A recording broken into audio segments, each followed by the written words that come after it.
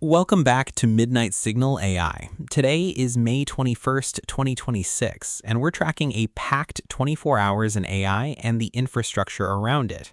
The big themes: Elon Musk's empire moving closer to public markets, Nvidia showing why it still sits at the center of the AI boom, and Google pushing Gemini deeper into agentic work.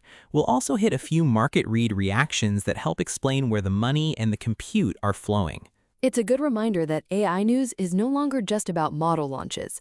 The market is now reading every filing, every earnings call, and every product update as a signal about who controls compute, distribution, and margins. That's why today's stories matter beyond the headlines. Let's start with Reuters. SpaceX has unveiled a filing for a blockbuster IPO, and the angle here is bigger than a standard listing.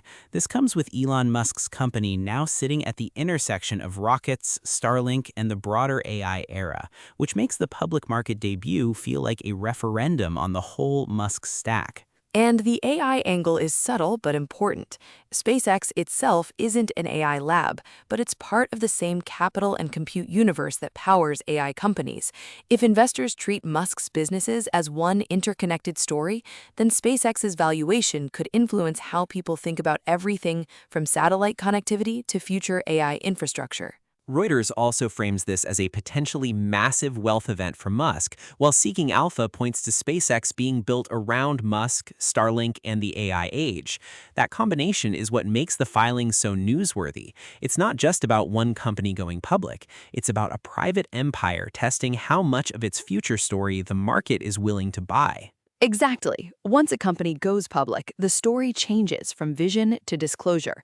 Investors will want to know what's driving growth, what's durable, and how much of the valuation depends on one founder's gravitational pull. That's a different game than being a private rocket and satellite giant. Switching gears to Nvidia, the company released financial results for the first quarter of fiscal 2027 through its Newsroom. The headline is simple: Nvidia is still the central supplier in the AI buildout, and the latest quarter keeps that front and center. But the more interesting part is how the market is reacting to the company's own messaging around demand and supply. And that's why Nvidia earnings are never just earnings. They're a proxy for the entire AI hardware cycle. If Nvidia is still seeing strong demand, that suggests the build-out isn't over. It's just moving into a more complicated phase where supply, timing, and customer concentration matter more. CNBC added another layer, with Jensen Huang saying concerns around the company have been clearly addressed. That kind of comment matters because Nvidia has spent a lot of time under a microscope from investors who worry about concentration, competition, and whether the AI spend curve can keep climbing. Huang's message is basically the market's questions have been answered, at least for now. It's a smart posture. Nvidia can't just sell chips, it also has to sell confidence that the demand story is real and durable. In a market this crowded with AI spending, every public statement from Huang becomes part of the signal investors use to decide whether the boom is still healthy. On the earnings call side, a report from富途牛牛says Nvidia's CFO described demand as accelerating, while Huang noted full-cycle supply constraints for Vera Rubin. That's a very specific kind of problem to have. Demand is strong enough that the company is already talking about supply constraints for the next generation of hardware. That's the key takeaway. If customers are already planning around supply constraints for the next generation, then Nvidia's moat isn't just performance, it's execution. The company has to ship, keep partners aligned, and avoid turning scarcity into a customer relations problem.